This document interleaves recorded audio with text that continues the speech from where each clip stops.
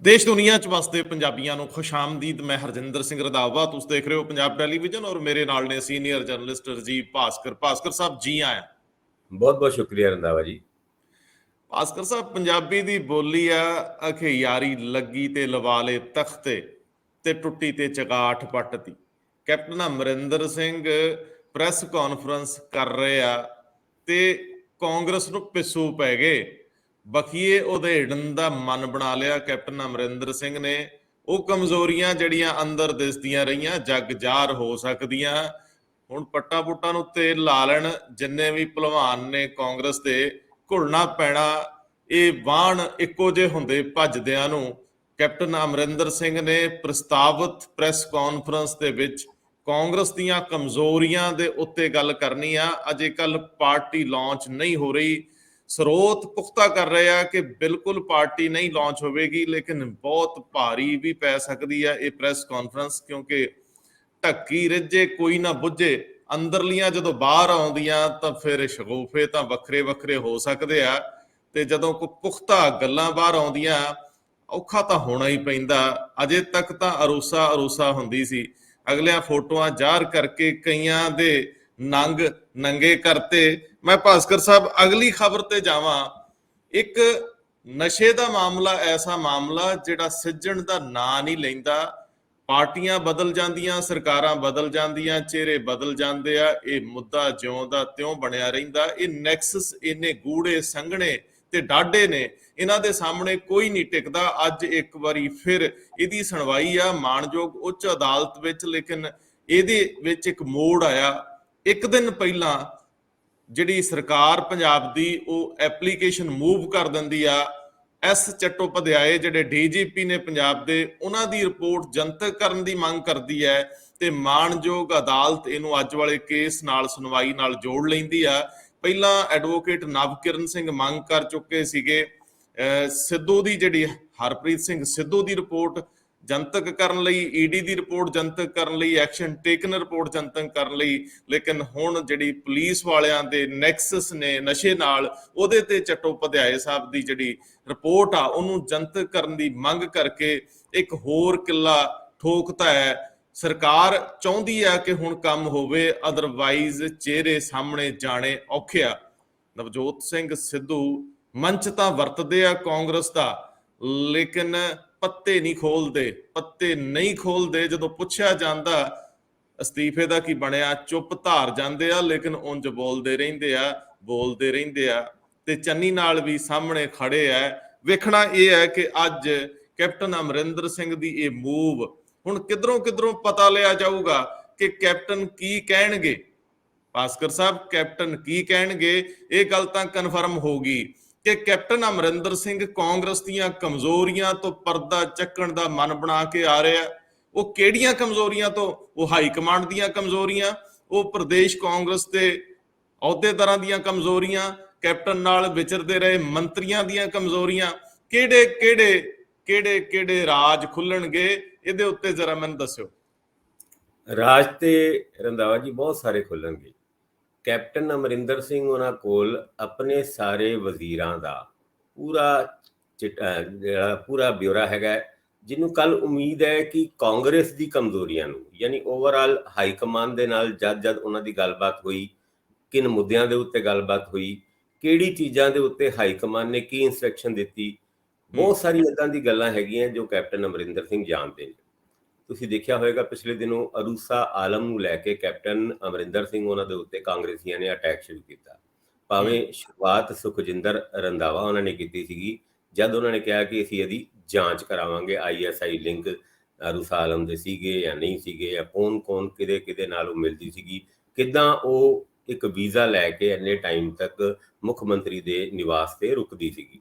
ਪਰ ਇਹ ਜਿਹੜੀ ਚਾਲ ਸੀਗੀ, ਇਹ ਜਿਹੜੇ ਅਟੈਕ ਸੀਗੇ, ਉਹ ਇੱਕ ਤਰੀਕੇ ਨਾਲ ਕੈਪਟਨ ਅਮਰਿੰਦਰ ਸਿੰਘ ਨੇ ਤਗੜੇ ਜਵਾਬ ਦੇ ਕੇ ਉਹ ਉੱਥੇ ਹੀ ਰੋਕਤੇ। ਅੱਜ ਵੀ ਅਖਬਾਰਾਂ ਦੇ ਵਿੱਚ ਫੋਟੋਆਂ ਛਪੀਆਂ ਹੋਈਆਂ ਜਿਹਦੇ ਵਿੱਚ ਬਹੁਤ ਸਾਰੇ ਸੀਨੀਅਰ ਆਗੂ ਵੱਖ-ਵੱਖ ਪਾਰਟੀ ਦੇ, ਉਹਨਾਂ ਵਿੱਚੋਂ ਕੁਝ ਤੇ ਹੁਣ ਹੈ ਵੀ ਨਹੀਂ, ਜਿੱਦਾਂ ਸੁਸ਼ਮਾ ਸਵਰਾਜ ਹੋ ਗਈ ਜਾਂ ਸ਼ਤਰੂਘਨ ਸਿਨਹਾ, ਉਹਨਾਂ ਦੇ ਨਾਲ ਵੀ ਉਹਨਾਂ ਦੀ ਫੋਟੋ ਹੈਗੀ ਹੈ, ਮਹੇਸ਼ ਭੱਟ ਦੇ ਨਾਲ ਵੀ ਹੈਗੀ ਹੈ, ਹੋਰ ਵੀ ਕਈ ਕੇਂਦਰੀ ਮੰਤਰੀ ਜਿਹੜੇ ਅੱਜ ਦੀ ਡੇਟ ਵਿੱਚ ਹੈਗੇ ਆ, ਉਹਨਾਂ ਦੇ ਨਾਲ ਵੀ ਉਹਨਾਂ ਦੀ ਫੋਟੋ ਰਿਲੀਜ਼ ਕੀਤੀ।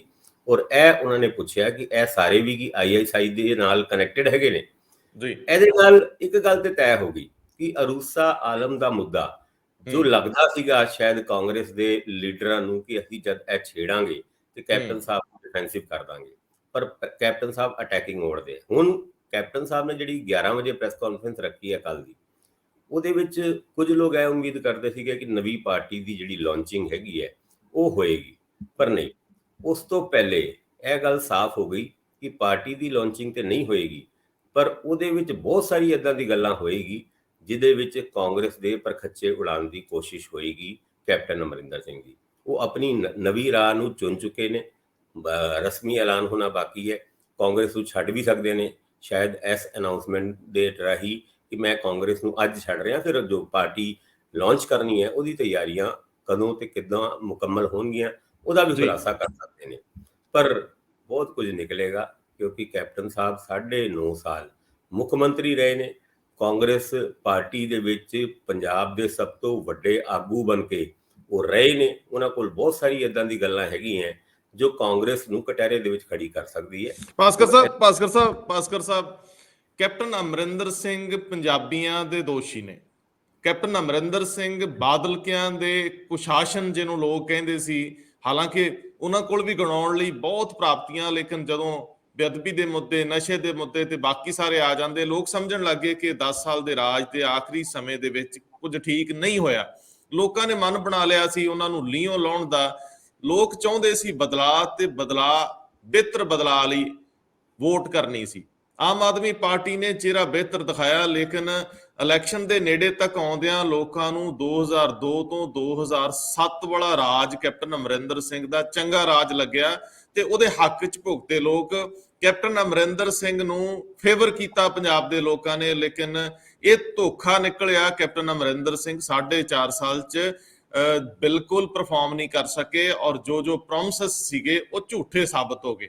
ਇਹ ਦੋਸ਼ੀ ਨੇ ਪੰਜਾਬ ਦੇ ਲੋਕਾਂ ਦੇ, ਲੇਕਿਨ ਕੀ ਕੈਪਟਨ ਅਮਰਿੰਦਰ ਸਿੰਘ ਇਕੱਲੇ ਦੋਸ਼ੀ ਨੇ? ਕੀ ਕੈਪਟਨ ਅਮਰਿੰਦਰ ਸਿੰਘ ਦੀ ਵਜ਼ਾਰਤ ਪੂਰੀ ਦੀ ਪੂਰੀ ਉਹ ਦੋਸ਼ੀ ਨਹੀਂ? ਇਹ ਗੱਲ ਬਹੁਤ ਕਲੀਅਰ ਲਫ਼ਜ਼ਾਂ 'ਚ ਮੈਂ ਕੱਲ ਵੀ ਕਹੀ ਸੀ। ਬਹੁਤ ਵੱਡੇ ਅਧਿਕਾਰੀਆਂ ਨਾਲ ਜਦੋਂ ਮੈਂ ਗੱਲ ਕਰਦਾ ਹਾਂ ਜਿਹੜੇ ਕੈਪਟਨ ਅਮਰਿੰਦਰ ਸਿੰਘ ਦੀ ਗਵਰਨਮੈਂਟ 'ਚ ਸਰਵਾ ਸੀ, ਉਹਨਾਂ ਨੇ ਮੈਨੂੰ ਕਿਹਾ ਕਿ ਇਹ ਸ਼ਾਇਦ ਪਹਿਲੀ ਸਰਕਾਰ ਸੀ। ਅਫਸਰ ਤਾਂ ਸਾਲਾਂ ਤੋਂ 30 40 ਸਾਲਾਂ ਤੋਂ ਸਰਕਾਰਾਂ 'ਚ ਹੁੰਦੇ। ਉਹ ਕਹਿੰਦੇ ਪਹਿਲੀ ਗਵਰਨਮੈਂਟ ਸੀ ਜਿਹਦੇ 'ਚ ਨਾ ਤਾਂ ਕਿਸੇ ਮੰਤਰੀ ਤੇ ਪਾਬੰਦੀ ਸੀ, ਨਾ ਕਿਸੇ ਅਫਸਰ ਦੇ ਕੰਮ 'ਚ ਦਖਲਅੰਦਾਜ਼ੀ ਸੀ। ਕੈਪਟਨ ਅਮਰਿੰਦਰ ਸਿੰਘ ਅਸਾਈਨਮੈਂਟ ਦੇ ਕੇ ਭੁੱਲ ਜਾਂਦੇ ਸੀ, ਫਿਰ ਅਗਲੇ ਦੀ ਜ਼ਿੰਮੇਵਾਰੀ ਸੀ ਉਹਨੇ ਪਰਫਾਰਮ ਕਿਵੇਂ ਕਰਨਾ। ਜੇਕਰ 16 ਮੰਤਰੀ ਪਰਫਾਰਮ ਨਹੀਂ ਕਰ ਸਕੇ ਤਾਂ ਕੀ ਕੈਪਟਨ ਅਮਰਿੰਦਰ ਸਿੰਘ ਇਕੱਲੇ ਦੋਸ਼ੀ ਨੇ? ਕੀ ਕੈਪਟਨ ਅਮਰਿੰਦਰ ਸਿੰਘ ਕੱਲ ਇਸੇ ਗੱਲ ਦਾ ਖੁਲਾਸਾ ਕਰਨਗੇ ਕਿ ਕਿਸ ਪੱਧਰ ਤੇ ਕੀ ਵਾਪਰਦਾ ਰਿਹਾ? ਕੀ ਮਾਈਨਿੰਗ ਨੂੰ ਲੈ ਕੇ, ਕੀ ਬਾਕੀ ਸਾਰੀਆਂ ਚੀਜ਼ਾਂ ਨੂੰ ਲੈ ਕੇ ਕੈਪਟਨ ਅਮਰਿੰਦਰ ਸਿੰਘ ਕੁਝ ਬੋਲਣਗੇ? ਇਹ ਸਵਾਲ ਬਹੁਤ ਵੱਡੇ ਆ ਕਿ ਕਿੰਨਾ ਮੁੱਦਿਆਂ ਤੇ ਕੈਪਟਨ ਅਮਰਿੰਦਰ ਸਿੰਘ ਸਾਹਮਣੇ ਆਉਣਗੇ। ਅਮਰਿੰਦਰ ਸਿੰਘ ਕੀ ਆਪਣੀ ਜ਼ਿੰਮੇਵਾਰੀ ਲੈਣਗੇ ਕਿ ਮੈਂ ਅਸਫਲ ਹੋਇਆ ਜਾਂ ਮੇਰੇ ਨਾਲ ਹੋਰ ਵੀ ਅਸਫਲ ਹੋਏ, ਜਾਂ ਹਾਈ ਕਮਾਂਡ ਉਹਨਾਂ ਨੂੰ ਕਿੱਥੇ ਸਪੋਰਟ ਕਰਦੀ ਸੀ, ਕਿੱਥੇ ਰੁਕਾਵਟ ਬਣਦੀ ਸੀ? ਇੱਕ ਬਹੁਤ ਵੱਡੀ ਖਬਰ ਸਾਡੇ ਕੋਲ ਨਿਕਲ ਕੇ ਆ ਰਹੀ ਸੀ, ਪੁਸ਼ਟੀ ਨਹੀਂ ਹੋਈ ਇਹਦੀ। ਸੁਣਿਆ ਹੈ ਕਿ ਕਿਸੇ ਪੱਧਰ ਦੇ ਉੱਤੇ ਕਾਂਗਰਸ ਹਾਈ ਕਮਾਂਡ ਨੇ ਕੈਪਟਨ ਅਮਰਿੰਦਰ ਸਿੰਘ ਨੂੰ ਇਹ ਗੱਲ ਕਹੀ, ਜਾਂ ਇਸ ਤਰ੍ਹਾਂ ਦੀ ਗੱਲ ਦਾ ਜ਼ਿਕਰ ਹੋਇਆ ਹੈ, ਇੱਕ ਤੋਂ ਵੱਧ ਜਗ੍ਹਾ ਤੇ ਜ਼ਿਕਰ ਹੋਇਆ ਕਿ ਕਿਸਾਨੀ ਅੰਦੋਲਨ ਚੱਲਦੇ ਰਹਿਣ ਦਾ ਕਾਂਗਰਸ ਨੂੰ ਨੈਸ਼ਨਲ ਲੈਵਲ ਤੇ ਫਾਇਦਾ ਸੀ। ਬੀਜੇਪੀ ਨੂੰ ਘੇਰਨ ਦੇ ਮਾਮਲੇ 'ਚ ਸਭ ਤੋਂ ਵੱਡਾ ਮੁੱਦਾ, ਸਭ ਤੋਂ ਵੱਡਾ ਕਾਂਗਰਸ ਦਾ, ਰਾਹੁਲ ਗਾਂਧੀ ਦਾ ਹਥਿਆਰ ਬਣਿਆ ਰਿਹਾ ਕਿਸਾਨੀ ਅੰਦੋਲਨ। ਕੀ ਕਿਸੇ ਪੱਧਰ ਦੇ ਉੱਤੇ ਕਾਂਗਰਸ ਚਾਹੁੰਦੀ ਸੀ, ਹਾਈ ਕਮਾਂਡ ਚਾਹੁੰਦੀ ਸੀ ਕਿ ਇਹ ਅੰਦੋਲਨ ਅੱਗੇ ਵੱਧਦਾ ਰਹੇ? ਜੇ ਖਤਮ ਹੋ ਜਾਂਦਾ ਤਾਂ ਮੋਦੀ ਸਰਕਾਰ ਨੂੰ ਸੁੱਖ ਦਾ ਸਾਹ ਆਉਣਾ ਸੀ। ਕੀ ਸਿਆਸੀ ਗੋਟੀਆਂ ਵੀ ਫਿੱਟ ਸੀ? ਹਾਲਾਂਕਿ ਇਹਦੀ ਕੋਈ ਪੁਸ਼ਟੀ ਨਹੀਂ ਹੋਈ, ਕੈਪਟਨ ਅਮਰਿੰਦਰ ਸਿੰਘ ਦੇ ਕੈਂਪ ਚੋਂ ਵੀ ਕੋਈ ਪੁਸ਼ਟੀ ਨਹੀਂ ਹੋਈ, ਲੇਕਿਨ ਇਹ ਕਨਸੋਆਂ ਰਹੀਆਂ ਕਿ ਕਿਤੇ ਇੰਜ ਤਾਂ ਨਹੀਂ ਸੀ ਜੇ ਕਿ ਇਹੋ ਜਿਹਾ ਖੁਲਾਸਾ ਕੈਪਟਨ ਅਮਰਿੰਦਰ ਸਿੰਘ ਕਰਦੇ ਆ ਤਾਂ ਬਹੁਤ ਮੁਸ਼ਕਲ ਹੋਣ ਵਾਲੀ ਆ। ਲੇਕਿਨ ਅਸੀਂ ਇਹਦੀ ਹਰਗਿਜ਼ ਪੁਸ਼ਟੀ ਨਹੀਂ ਕਰਦੇ, ਇਹ ਕਨਸੋਆਂ ਮਾਤਰ ਨੇ ਔਰ ਇਹਨਾਂ ਗੱਲਾਂ ਦੇ ਉੱਤੇ ਤੁਸੀਂ ਕੰਨ ਵੀ ਨਾ ਧਰਿਓ ਅਜੇ। ਲੇਕਿਨ ਭਾਸਕਰ ਸਾਹਿਬ, ਇਹ ਸੱਚਮੁੱਚ ਉਹ ਆਪਣੇ ਵਜ਼ੀਰਾਂ ਦੀ ਕਾਰਗੁਜ਼ਾਰੀ ਨੂੰ ਵੀ ਕਟਹਿਰੇ 'ਚ ਲਿਆ ਸਕਦੇ ਆ, ਹਾਈ ਕਮਾਂਡ ਦੇ ਉੱਤੇ ਵੀ ਪ੍ਰਸ਼ਨ ਚੁੱਕ ਸਕਦੇ ਆ। ਇਹ ਕਾਂਗਰਸ ਲਈ ਮੁਸ਼ਕਲ ਘੜੀ ਹੈ। ਰੰਧਾਵਾ ਜੀ, ਜਿਹੜੀ ਗੱਲ ਕਾਂਗਰਸ ਨੂੰ ਕਿਸਾਨੀ ਅੰਦੋਲਨ ਦਾ ਕਿੰਨਾ ਕੁ ਫਾਇਦਾ ਹੋਇਆ, ਜਾਂ ਹਾਈ ਕਮਾਂਡ ਨੇ ਪੁਰਾਣੇ ਜਿਹੜੇ ਮੁੱਖ ਮੰਤਰੀ ਹੁੰਦੇ ਸੀਗੇ ਕੈਪਟਨ ਅਮਰਿੰਦਰ ਸਿੰਘ ਉਹਨਾਂ ਨੂੰ ਇਹ ਇੰਸਟਰਕਸ਼ਨ ਦਿੱਤੀ ਕਿ ਕਿਸਾਨੀ ਅੰਦੋਲਨ ਨੂੰ ਹਵਾ ਦਿਓ, ਇਹ ਗੱਲ ਭਾਵੇਂ ਤੁਸੀਂ ਕਹਿ ਰਹੇ ਹੋ ਕਿ ਇਸ ਗੱਲ ਦੀ ਪੁਸ਼ਟੀ ਨਹੀਂ ਹੋਈ ਕਿ ਏਦਾਂ ਦੀ ਇੰਸਟਰਕਸ਼ਨ ਹਾਈ ਕਮਾਂਡ ਦੀ ਕੈਪਟਨ ਅਮਰਿੰਦਰ ਸਿੰਘ ਨੂੰ ਸੀਗੀ ਜਾਂ ਨਹੀਂ ਸੀਗੀ, ਪਰ ਜਿਹੜੀ ਹਰਕਤਾਂ ਹੈਗੀਆਂ, ਜਿਹੜੀ ਐਕਟੀਵਿਟੀਜ਼ ਹੈਗੀਆਂ, ਭਾਵੇਂ ਉਹ ਚੰਨੀ ਉਹਨਾਂ ਦੀ ਸਰਕਾਰ ਹੋਏ, ਭਾਵੇਂ ਉਹ ਕੈਪਟਨ ਅਮਰਿੰਦਰ ਸਿੰਘ ਦੀ ਸਰਕਾਰ ਹੋਏ, ਭਾਵੇਂ ਉਹ ਨਵਜੋਤ ਸਿੰਘ ਸਿੱਧੂ ਹੋਣ ਜਾਂ ਉਸ ਤੋਂ ਪਹਿਲੇ ਸੁਨੀਲ ਜਾਖੜ ਪੀਪੀਸੀਸੀ ਪ੍ਰਧਾਨ, ਸਾਰਿਆਂ ਦੀ ਐਕਟੀਵਿਟੀ ਕਿਸਾਨੀ ਅੰਦੋਲਨ ਨੂੰ ਹਵਾ ਦੇਣ ਦੀ ਤੇ ਰਹੀ ਹੈ। ਔਰ ਇਹਨਾਂ ਵਿੱਚੋਂ ਕਿਸੇ ਨੇ ਵੀ ਕੋਈ ਇਸ ਤਰ੍ਹਾਂ ਦੀ ਐਕਟੀਵਿਟੀ ਨਹੀਂ ਕੀਤੀ ਕਿ ਕਿਸਾਨੀ ਅੰਦੋਲਨ ਦਾ ਹੱਲ ਕੱਢਿਆ ਜਾ ਸਕੇ, ਕਢਾਇਆ ਜਾ ਸਕੇ, ਕਿਉਂਕਿ ਇਹਨਾਂ ਦੇ ਹੱਥ ਵਾਸੀ 'ਚ ਕੁਝ ਸੀਗਾ ਹੀ ਨਹੀਂ। ਭਾਵੇਂ ਨਵਜੋਤ ਸਿੰਘ ਸਿੱਧੂ ਕਈ ਵਾਰ ਇਹ ਕਹਿੰਦੇ ਹੋਏ ਨਜ਼ਰ ਆਏ ਕਿ ਸਬਜ਼ੀਆਂ ਦੇ ਉੱਤੇ ਐਮਐਸਪੀ ਦੇਣ ਦੀ ਗੱਲ ਹੋਏ, ਕਿਸਾਨਾਂ ਨੂੰ ਕੀ ਦੇਣਾ ਤੇ ਕਿੱਦਾਂ ਦੇਣਾ ਉਹਦਾ ਇੱਕ ਸਿਸਟਮ ਜਿਹਾ ਬਣੇ, ਪਰ ਉਸ ਮੁੱਦੇ ਦੇ ਉੱਤੇ ਵੀ ਕੈਪਟਨ ਅਮਰਿੰਦਰ ਸਿੰਘ ਉਹਨਾਂ ਨੇ ਵੀ ਔਰ ਨਵੀਂ ਚੰਨੀ ਸਰਕਾਰ ਨੇ ਵੀ ਹਜੇ ਤੱਕ ਤੇ ਕੁਝ ਨਹੀਂ ਕੀਤਾ। ਪਰ ਹਾਂ, ਕਿਸਾਨੀ ਅੰਦੋਲਨ ਨੂੰ ਹਵਾ ਦੇਣ ਦੀ ਗੱਲ ਕਰੀਏ ਜਾਂ ਉਹਨੂੰ ਚਲਾਏ ਰੱਖਣ ਦੀ ਗੱਲ ਕਰੀਏ ਤੇ ਕੈਪਟਨ ਅਮਰਿੰਦਰ ਸਿੰਘ ਉਹਨਾਂ ਦੀ ਆਪ ਦੀ ਸਟੇਟਮੈਂਟ ਸੀਗੀ ਕਿ ਜੇ ਮੈਂ ਇਹਨਾਂ ਨੂੰ ਦਿੱਲੀ ਵੱਲ ਨਾ ਤੋੜਦਾ ਤੇ ਪੰਜਾਬ ਦੇ ਵਿੱਚ ਅਗਰ ਇਹ ਧਰਨਾ ਪ੍ਰਦਰਸ਼ਨ ਕਰਦੇ ਰਹੇ ਤੇ ਪੰਜਾਬ ਦੇ ਵਿੱਚ ਮੁਸ਼ਕਿਲਾਂ ਵਧਣੀ ਸੀਗੀ। ਹੁਣ ਮੁਸ਼ਕਿਲਾਂ ਦਿੱਲੀ ਦੀ ਭਾਜਪਾ ਸਰਕਾਰ ਦੇ ਉੱਤੇ ਪਈ ਹੋਈਆਂ ਕਿਉਂਕਿ ਉਹ ਬਾਰਡਰਾਂ ਤੇ ਬੈਠੇ ਨੇ। ਅੱਜ ਉਸ ਹੀ ਅੰਦੋਲਨ ਦਾ ਬੀਜੇਪੀ ਦੇ ਨਾਲ ਰਲ ਕੇ ਸੋਲੂਸ਼ਨ ਕੱਢਣ ਦੀ ਗੱਲ ਵੀ ਕੈਪਟਨ ਅਮਰਿੰਦਰ ਸਿੰਘ ਉਹਨਾਂ ਕਰ ਰਹੇ ਨੇ। ਅੱਜ ਰਾਣਾ ਗੁਰਮੀਤ ਸੋਢੀ, ਭਾਵੇਂ ਉਹ ਕਾਂਗਰਸ ਦੇ ਮੰਤਰੀ ਰਹਿ ਚੁੱਕੇ ਨੇ, ਉਹਨਾਂ ਨੇ ਵੀ ਮੋਦੀ ਉਹਨਾਂ ਨੂੰ ਚਿੱਠੀ ਲਿਖੀ ਹੈ, ਜਿਹੜੇ ਕੈਪਟਨ ਸਾਹਿਬ ਦੇ ਬੜੇ ਖਾਸ ਹੈਗੇ ਨੇ ਰਾਣਾ ਗੁਰਮੀਤ ਸੋਢੀ, ਕਿ ਕਿਸਾਨੀ ਮਸਲੇ ਦਾ ਹੱਲ ਦੀਵਾਲੀ ਤੋਂ ਪਹਿਲੇ ਕਰ ਦੇਣਾ ਚਾਹੀਦਾ ਹੈ। ਔਰ ਤਿਆਰੀਆਂ ਵੀ ਪੂਰੀ ਹੈਗੀ ਹੈ, ਪਰ ਗੱਲਬਾਤ ਕਿੱਦਾਂ ਤੇ ਕਿੱਥੇ ਤੇ ਕਿਸ ਤਰੀਕੇ ਨਾਲ ਕੀਤੀ ਜਾਏ ਇਹਦੀ ਕਵਾਇਦ ਚੱਲ ਰਹੀ ਹੈ। ਪਰ ਕਿਸਾਨੀ ਮੁੱਦੇ ਦੇ ਉੱਤੇ ਕਾਂਗਰਸ ਕਿਸਾਨਾਂ ਦੇ ਨਾਲ ਖੜੀ ਹੋਈ ਨਜ਼ਰ ਆਈ ਹੈ। ਸਾਰੀ ਆਪੋਜੀਸ਼ਨ ਪਾਰਟੀ, ਖਾਸ ਕਰਕੇ ਆਮ ਆਦਮੀ ਪਾਰਟੀ ਦੀ ਗੱਲ ਕਰੀਏ, ਭਾਜਪਾ ਨੂੰ ਛੱਡ ਕੇ ਅਕਾਲੀ ਦਲ ਤੋਂ ਲੈ ਕੇ ਬਾਕੀ ਸਾਰੀ ਪੋਲੀਟੀਕਲ ਪਾਰਟੀਆਂ, ਉਹ ਹਮੇਸ਼ਾ ਕਿਸਾਨੀ ਅੰਦੋਲਨ ਦੇ ਨਾਲ ਖੜੇ ਹੋਣ ਦਾ ਦਾਅਵਾ ਤੇ ਕਰਦੀ ਰਹੀ ਹੈ, ਪਰ ਅੰਦਰ ਖਾਤੇ ਭਾਵੇਂ ਉਹ ਅਕਾਲੀ ਦਲ ਦੀ ਗੱਲ ਕਰੀਏ, ਦੇਖੋ ਅਕਾਲੀ ਦਲ ਹਜੇ ਤੱਕ ਉਸ ਐਲੀਗੇਸ਼ਨ ਤੋਂ ਨਹੀਂ ਨਿਕਲ ਪਾਇਆ ਕਿ ਜਦ ਇਹ ਭਾਜਪਾ ਦੇ ਨਾਲ ਕੇਂਦਰ ਸਰਕਾਰ ਦੇ ਵਿੱਚ ਸੀਗੇ ਤੇ ਇਹਨਾਂ ਕਾਨੂੰਨਾਂ ਦੀ ਹਮਾਇਤ ਕਰਦੇ ਸੀਗੇ। ਪਰ ਚਲੋ ਆ ਸਾਰੀ ਗੱਲਾਂ ਐਲੀਗੇਸ਼ਨ ਕਾਊਂਟਰ ਐਲੀਗੇਸ਼ਨ ਤੇ ਚੱਲਦੇ ਰਹਿਣੇ, ਪਰ ਕਿਸਾਨੀ ਮੁੱਦੇ ਦੇ ਉੱਤੇ ਕਾਂਗਰਸ ਦਾ ਹੱਥ ਤੇ ਸਾਥ ਉਹ ਤੇ ਹਮੇਸ਼ਾ ਰਿਹਾ ਹੀ ਹੈ। ਬਿਲਕੁਲ ਠੀਕ ਹੈ, ਕਿਉਂਕਿ ਭਾਵੇਂ ਇਹ ਜਾਨ ਦਾ ਖੌਅ ਬਣ ਗਿਆ ਕਿਸਾਨੀ ਲਈ ਇਹ ਬਿੱਲ, ਭਾਵੇਂ ਇਹ ਕਿਸੇ ਲਈ ਜੀਣ ਮਰਨ ਦਾ ਸਵਾਲ ਹੈ, ਪਰ ਸਿਆਸੀ ਪਾਰਟੀਆਂ ਲਈ ਤੇ ਮੁੱਦਾ ਹੀ ਹੈ।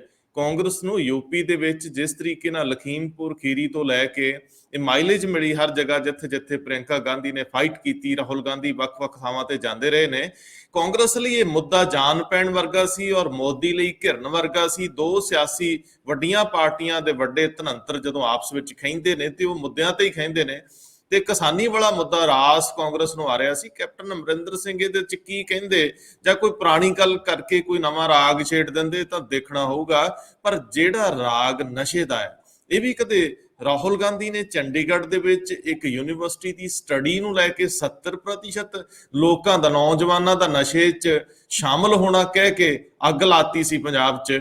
ਭਾਵੇਂ ਉਹ ਅੰਕੜੇ ਕਿਸੇ ਹੋਰ ਸੰਦਰਭ 'ਚ ਸੀ, ਲੇਕਿਨ ਹੌਲੀ ਹੌਲੀ ਸੱਚਿਓਂ ਪ੍ਰਤੀਸ਼ਤਤਾ ਵੱਧਦੀ ਗਈ, ਪੰਜਾਬ ਦੇ ਪੁੱਤ ਮਰਦੇ ਰਹੇ, ਨਸ਼ਿਆਂ ਦੀ ਜਿਹੜੀ ਦਹਿਸ਼ਤ ਸੀ ਫੈਲਦੀ ਗਈ, ਔਰ ਫਿਰ ਇਹਦੇ 'ਚ ਬਹੁਤ ਵੱਡੇ ਵੱਡੇ ਨਾਂ ਸ਼ਾਮਲ ਹੁੰਦੇ ਗਏ ਜਿਹੜੇ ਇਨਵੈਸਟੀਗੇਸ਼ਨ ਲਈ ਅੱਗੇ ਵਧਣੇ ਸੀ।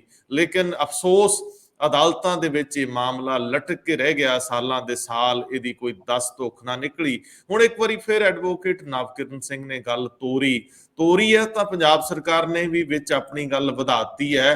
ਹੁਣ ਚੱਟੋਪਧਿਆਏ ਵਾਲੀ ਰਿਪੋਰਟ ਦਾ ਵੀ ਖੁੱਲਣਾ ਤੇ ਉਧਰੋਂ ਨਵਕਿਰਨ ਸਿੰਘ ਵੱਲੋਂ ਜਿਹੜੀ ਹਰਪ੍ਰੀਤ ਸਿੰਘ ਸਿੱਧੂ ਐਸਟੀਐਫ ਮੁਖੀ ਉਹਨਾਂ ਦੀ ਰਿਪੋਰਟ ਦਾ, ਤੇ ਤੀਜੇ ਨੰਬਰ ਦੇ ਉੱਤੇ ਈਡੀ ਦੀ ਰਿਪੋਰਟ ਦਾ, ਬਹੁਤ ਸਾਰੀਆਂ ਸਟੇਟਸ ਰਿਪੋਰਟਾਂ ਦਾ ਹਾਈ ਕੋਰਟ ਦੇ ਵਿੱਚ ਸੁਣਵਾਈ ਅਧੀਨ ਅੱਜ ਹੋਣਾ, ਇਹ ਮੁੱਦਾ ਇੱਕ ਆਸ ਬਣਾਉਣ ਵਰਗਾ ਹੈ ਕਿ ਚਲੋ ਜੇ ਕਿਸੇ ਦੀ ਬਾਹ ਮਰੋੜ ਹੋ ਜੇ, ਜੇਕਰ ਕੋਈ ਕਟਹਿਰੇ 'ਚ ਖੜਾ ਹੋ ਜੇ, ਜੇ ਕਿਧਰੇ ਵੱਡੀਆਂ ਮੱਛੀਆਂ ਨੂੰ ਹੱਥ ਪੈ ਜੇ, ਜੇ ਕਿਧਰੇ ਤੇ ਜੇ ਕਦੇ ਮੁੱਕਦੀ ਨਹੀਂ। ਕੀ ਕਹਿੰਦੇ ਹੋ ਰੰਧਾਵਾ ਜੀ, ਡਰੱਗ ਦਾ ਮੁੱਦਾ ਕਿਉਂ ਬਹੁਤ ਜ਼ਿਆਦਾ ਇੱਕ ਹਾਈਲਾਈਟ ਹੋਇਆ, ਭਾਵੇਂ ਉਹ ਨਵਜੋਤ ਸਿੰਘ ਸਿੱਧੂ ਉਹਨਾਂ ਨੇ ਕੀਤਾ ਹੋਏ ਜਾਂ ਕੈਪਟਨ ਅਮਰਿੰਦਰ ਸਿੰਘ ਉਹਨਾਂ ਨੂੰ ਜਦ ਹਟਾਇਆ ਗਿਆ ਸੀਗਾ, ਤੇ ਉਹਨਾਂ ਦੇ ਉੱਤੇ ਮੇਨ ਐਲੀਗੇਸ਼ਨ ਇਹੀ ਸੀਗਾ ਕਿ ਜਿਹੜੀ ਐਸਟੀਐਫ ਦੀ ਰਿਪੋਰਟ ਹਾਈ ਕੋਰਟ ਦੇ ਵਿੱਚ ਬੰਦ ਲਿਫਾਫਿਆਂ ਦੇ ਵਿੱਚ ਪਈ ਹੈ, ਜਿਹਦੇ ਉੱਤੇ ਐਕਸ਼ਨ ਟੇਕਨ ਰਿਪੋਰਟ ਵੀ ਸਰਕਾਰ ਨੇ ਪੇਸ਼ ਕੀਤੀ ਹੈ, ਉਹਨੂੰ ਜਨਤਕ ਕੀਤਾ ਜਾਏ। ਇਹ ਗੱਲ ਕੋਰਟਾਂ ਦੇ ਵਿੱਚ ਕਾਫੀ ਟਾਈਮ ਤੋਂ ਚੱਲਦੀ ਹੈ, ਔਰ ਪਿੱਛੇ ਜਦ ਸਰਕਾਰ ਨੂੰ ਇਹ ਗੱਲ ਕੀਤੀ ਗਈ ਕਿ ਤੁਸੀਂ ਇਹਨਾਂ ਲਿਫਾਫਿਆਂ ਨੂੰ ਕਿਉਂ ਨਹੀਂ ਖੋਲਦੇ, ਔਰ ਕਿਉਂ ਨਹੀਂ ਜਨਤਕ ਕਰਦੇ ਕਿ ਉਹਨਾਂ ਰਿਪੋਰਟਾਂ ਦੇ ਵਿੱਚ ਕੀ ਹੈ ਔਰ ਸਰਕਾਰ ਕੈਪਟਨ ਅਮਰਿੰਦਰ ਸਿੰਘ ਜੀ ਉਹਨਾਂ ਨੇ ਕੀ ਐਕਸ਼ਨ ਲਿੱਤਾ ਉਹਨਾਂ ਰਿਪੋਰਟਾਂ ਦੇ ਉੱਤੇ। ਉਹ ਬੰਦ ਲਿਫਾਫੇ ਖੋਲਣ ਦਾ ਹੱਕ ਸਰਕਾਰ ਦਾ ਹੈਗਾ, ਕਿਉਂਕਿ ਸਰਕਾਰ ਨੇ ਉਹ ਰਿਪੋਰਟਾਂ ਪੇਸ਼ ਕੀਤੀਆਂ। ਪਰ ਇਹਦੇ ਉੱਤੇ ਐਡਵੋਕੇਟ ਜਨਰਲ ਦੀ ਇਹ ਰਾਏ ਸੀਗੀ ਕਿ ਇਹ ਐਥੀਕਲ ਨਹੀਂ ਹੈਗਾ, ਜਿਹੜੇ ਮਾਮਲੇ ਕੋਰਟ ਵਿੱਚ ਚੱਲਦੇ ਹੋਏ ਨੇ ਉਹਨਾਂ ਨੂੰ ਅਸੀਂ ਖੋਲ ਨਹੀਂ ਸਕਦੇ। ਪਰ ਇਸ ਗੱਲ ਦਾ ਦਮ ਜਾਂ ਇਸ ਗੱਲ ਦੀ ਅਗਰ ਗੱਲ ਕੀਤੀ ਜਾਏ ਤੇ ਮੈਨੂੰ ਲੱਗਦਾ ਨਹੀਂ ਕਿ ਸਰਕਾਰਾਂ ਨੂੰ ਜਾਂ ਐਥੀਕਲ ਅਨਐਥੀਕਲ ਦੀ ਗੱਲ ਕਰਨੀ ਚਾਹੀਦੀ ਹੈ, ਕਿਉਂਕਿ ਅਨਐਥੀਕਲ ਕੁਝ ਵੀ ਨਹੀਂ ਹੈ ਇਹਦੇ ਵਿੱਚ। ਸਰਕਾਰ ਚਾਹੇ ਤੇ ਉਹ ਰਿਪੋਰਟ ਖੋਲ ਸਕਦੀ ਹੈ, ਉਹਨਾਂ ਦੀ ਆਪ ਦਿੱਤੀ ਹੋਈ ਰਿਪੋਰਟਾਂ ਉਹਦੇ ਵਿੱਚ ਹੈ। ਪਰ ਹਾਂ, ਅੱਜ ਦੀ ਜਿਹੜੀ ਕੋਰਟ ਦੀ ਡੇਟ ਹੈਗੀ ਹੈ 26 ਅਕਤੂਬਰ, ਉਹਦੇ ਵਿੱਚ ਵੱਡੇ ਫੈਸਲੇ ਕੋਰਟ ਦੇ ਵਿੱਚ ਹੋ ਸਕਦੇ ਨੇ। ਪਰ ਕਈ ਵਾਰ ਅਸੀਂ ਬਹੁਤ ਟਾਈਮ ਤੋਂ ਇਹ ਗੱਲਾਂ ਕਰ ਰਹੇ ਹਾਂ ਵੀ ਸ਼ੇਰ ਆਇਆ। ਜਦ ਵੀ ਇਹ ਡੇਟ ਕੋਰਟ ਦੇ ਵਿੱਚ ਹੁੰਦੀ ਹੈ, ਉਮੀਦ ਜਾਗਦੀ ਹੈ ਕਿ ਉਹ ਬੰਦ ਲਿਫਾਫੇ ਅੱਜ ਖੁੱਲਣਗੇ। ਅੱਜ ਵੀ ਉਹ ਲਿਫਾਫੇ ਖੁੱਲਣਗੇ ਕਿ ਨਹੀਂ ਖੁੱਲਣਗੇ? ਨਹੀਂ, ਇੱਕ ਚੀਜ਼ ਭਾਸਕਰ ਸਾਹਿਬ, ਆ ਜਿਹੜੀ ਤੁਸੀਂ ਕਹਿੰਦੇ ਹੋ ਨਾ ਕਿ ਜੇ ਨਹੀਂ ਖੁੱਲਣਗੇ, ਇਹ ਮੇਰੇ ਅੰਦਰ ਧੂ ਜੀ ਪੈਂਦੀ ਹੈ ਨਾ। ਕਿਉਂ ਅਸੀਂ ਨਹੀਂ ਜੇ ਕਹਿਣਾ, ਅਸੀਂ ਤੇ ਆਸ ਤੇ ਹੀ ਜੀਣਾ ਹੈ। ਤੇ ਇਹ ਜੋ ਅਦਾਲਤ 'ਚ ਬੰਦੇ ਬਿਰਖ ਹੋ ਗਏ, ਮੈਨੂੰ ਚੰਗਾ ਨਹੀਂ ਲੱਗਦਾ।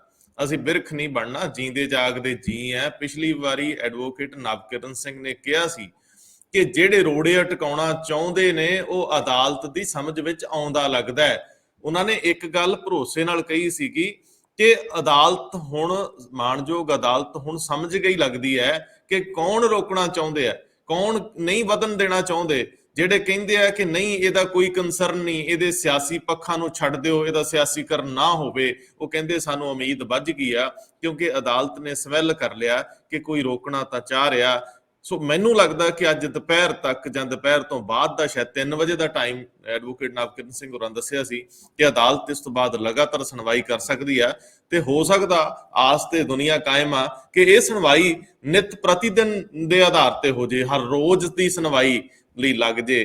ਕੋਈ ਪਤਾ ਹੁੰਦਾ ਹੈ ਜਦੋਂ ਜ਼ਿੰਦਗੀ 'ਚ ਮੋੜ ਆਉਂਦੇ ਆ ਤੇ ਕਿਸੇ ਵੇਲੇ ਸੁਖਾਵੇਂ ਮੋੜ ਵੀ ਆ ਜਾਂਦੇ ਆ। ਜ਼ਰੂਰੀ ਤਾਂ ਨਹੀਂ ਕਿ ਅਸੀਂ ਨਸੀਬ 'ਚ ਹੀ ਲਿਖਾ ਕੇ ਆਏ ਆ ਕਿ ਸਾਡੇ ਨਾਲ ਮਾੜਾ ਹੀ ਵਾਪਰਨਾ।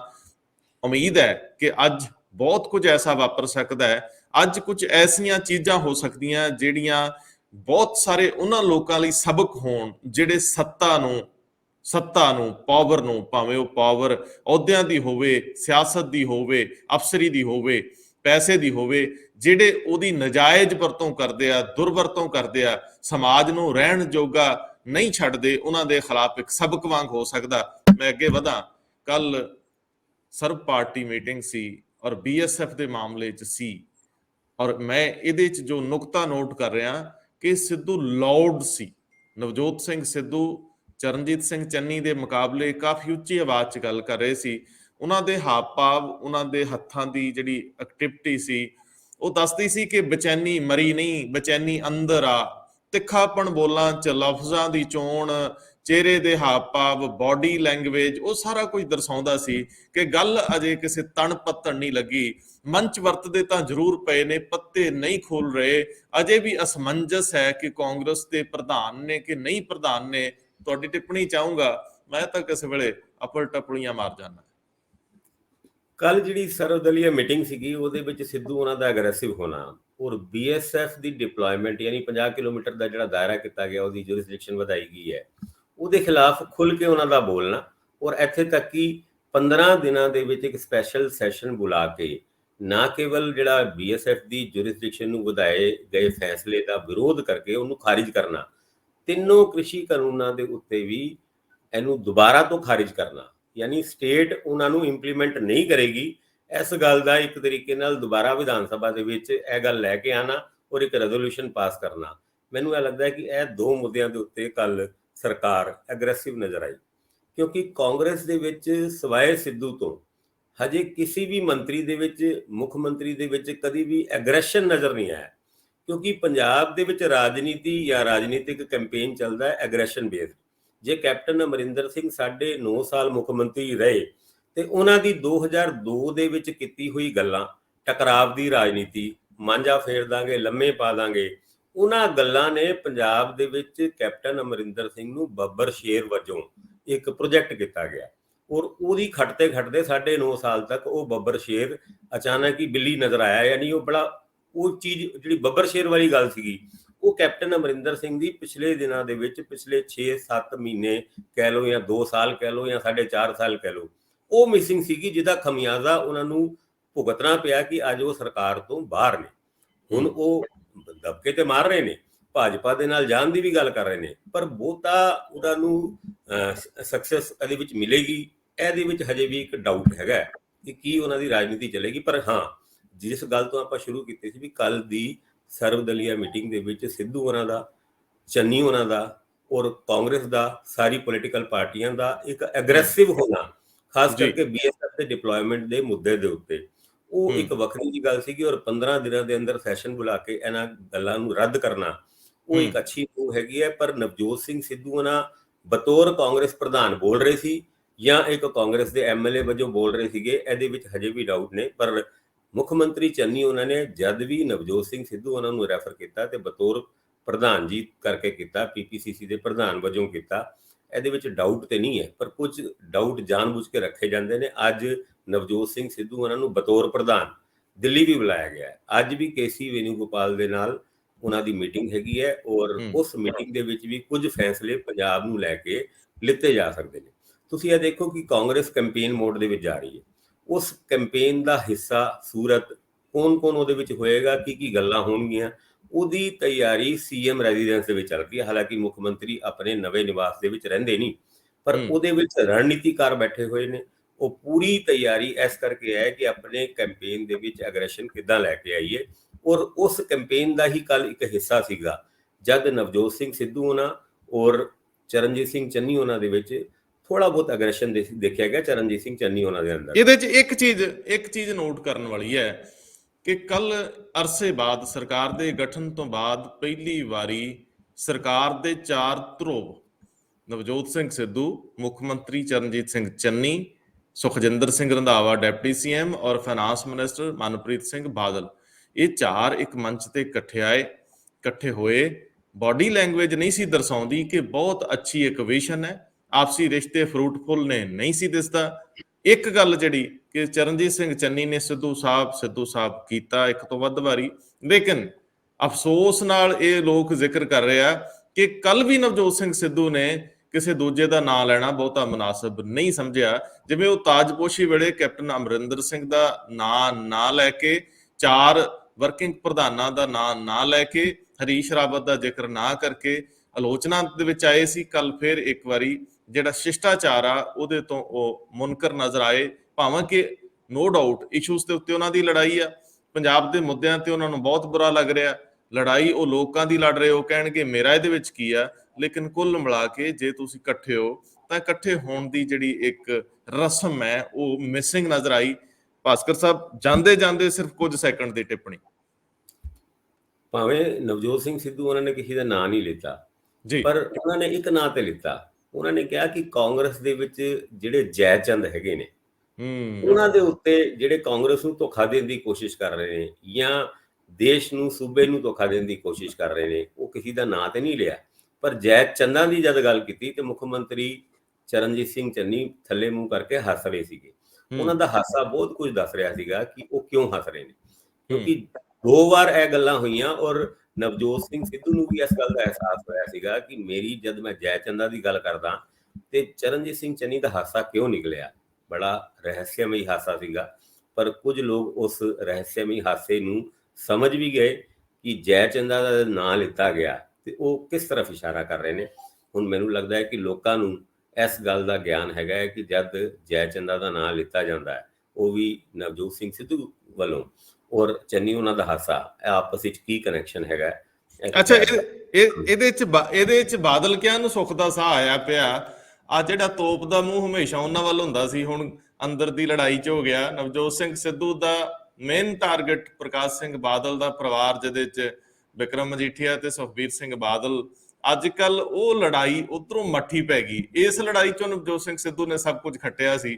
ਉਹ ਸੁੱਖ ਦਾ ਸਾਹ ਲੈਂਦੇ ਹੋਣੇ, ਚਲੋ ਫਾਰ ਦਾ ਟਾਈਮ ਬੀਇੰਗ ਸਹੀ, ਇਹ ਜਿੰਨਾ ਚਿਰ ਲੜਦੇ ਆ ਉਹਨਾਂ ਚਿਰ ਆਪਣਾ ਕੁਨਬਾ ਵੱਡਾ ਕਰ ਲਓ। ਰੋਜ਼ ਕਿਸੇ ਨਾ ਕਿਸੇ ਨੂੰ ਸ਼ਾਮਲ ਕਰੀ ਜਾਂਦੇ ਆ, ਟਿਕਟਾਂ ਦੀ ਵੰਡ ਬਾਦਸਤੂਰ ਜਾਰੀ ਆ। ਭਾਸਕਰ ਸਾਹਿਬ, ਨਜ਼ਰ ਬਣਾਈ ਰੱਖਿਓ ਘਟਨਾਵਾਂ ਤੇ, ਵੇਗ ਬੜਾ ਤੀਬਰ ਤੇ ਤਿੱਖਾ, ਆਪਣੀ ਨਜ਼ਰੋਂ ਕੋ ਛੁੱਟਣਾ ਨਹੀਂ ਚਾਹੀਦਾ। ਸਾਡੇ ਨਾਲ ਜੁੜੇ ਦੋਸਤ ਮਿੱਤਰ ਪਿਆਰੇ ਸਾਰੇ ਦੇ ਸਾਰੇ ਬਹੁਤ ਸੂਝਵਾਨ ਤੇ ਸਿਆਣੇ ਆ। ਉਹਨਾਂ ਲਈ ਜੇ ਕੁਝ ਅਸੀਂ ਨਵਾਂ ਕੱਢ ਕੇ ਲਿਆ ਸਕੀਏ ਤਾਂ ਗਨੀਮਤ ਰਹੂਗੀ। ਅਸੀਂ ਧੰਨਵਾਦੀ ਆ ਉਹਨੇ ਸਾਰੇ ਮਿੱਤਰਾਂ ਦੇ ਜਿਹੜੇ ਸਾਡੇ ਨਾਲ ਜੁੜ ਕੇ ਸਰਪ੍ਰਸਤੀ ਦਿੰਦੇ ਆ, ਸਿਰ ਤੇ ਹੱਥ ਰੱਖਦੇ ਆ, ਕੁਝ ਸਮਾਂ ਸੁਣਨ ਲਈ ਕੱਢ ਲੈਂਦੇ ਆ ਤੇ ਫਿਰ ਇਹ ਕਾਫਲਾ ਵੱਡਾ ਹੁੰਦਾ ਜਾਂਦਾ ਹੈ। ਬਹੁਤ ਮਿਹਰਬਾਨੀ, ਬਹੁਤ ਧੰਨਵਾਦ। ਧੰਨਵਾਦ।